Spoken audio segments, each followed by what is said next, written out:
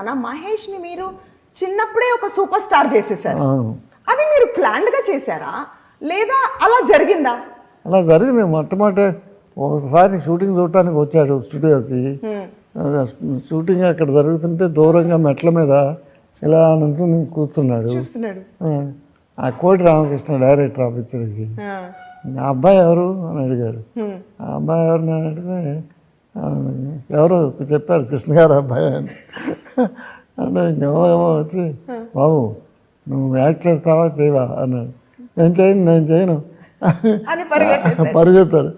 Floor studio అంతా పరిగెత్తించాడు. ఆఖరికి పట్టుకుని అందరం మామూలుగా మన ఇంటి పక్క ఈ రామచంద్ర ఉండేవాడు. అప్పుడు వాడేం చెప్పాడో ఏంటో వాడిదే ఆ సినిమా పోరాటం. వాడే ఒప్పించాడు. దాంతో ఒప్పుకొని వచ్చేసాడు.